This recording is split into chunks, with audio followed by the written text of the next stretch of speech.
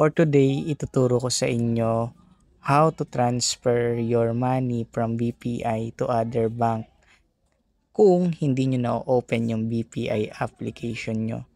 So, katulad rin ba ng ganito yung nangyayari sa cellphone, sa BPI app nyo using your Huawei device. So, every time I open my BPI, this is what happened. Threat found. So, eventually, magka-crash yung BPI app. So, because of that, I don't have the opportunity to transfer my money to other account. So, I try different ways. So, kung paano nga natin matatransfer yung pera natin sa BPI into other bank.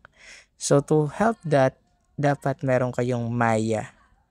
So, using your Maya, just simply log in your details. Once naka-login na kayo sa inyong Maya, you just need to cash in money. So, ang gagawin nyo, lalagyan nyo ng magka-cash in kayo sa Maya nyo. And then, just simply click bank account. Now, sa bank account, pwede nyong piliin yung BPI as source of money. Just simply write the amount of money that you want to transfer. And then, click continue.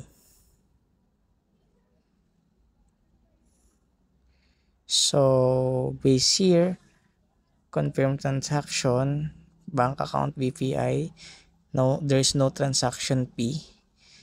So, after that, mapupunta kayo sa site na to, BPI. Then, you just need to log in your account to link with Maya. After nyo ma-log in, just simply click logging in. And then, wait kayo ng OTP verification na magsasend dun sa cellphone number nyo. Then, just simply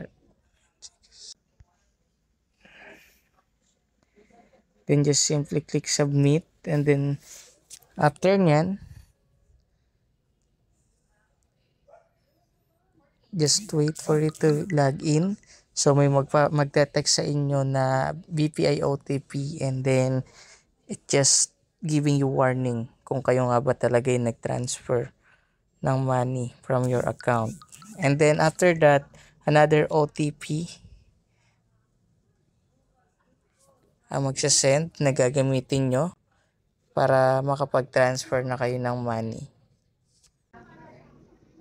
Okay, so base here, payment successful, bank to merchant.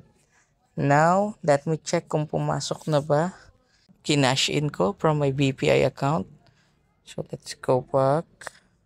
And upon checking, pumasok na sa Maya account ko yung transfer ko from my BPI. So, from my Maya, pwede ko na itong gamitin to transfer or pay ng kung ano man dapat kong bayaran online.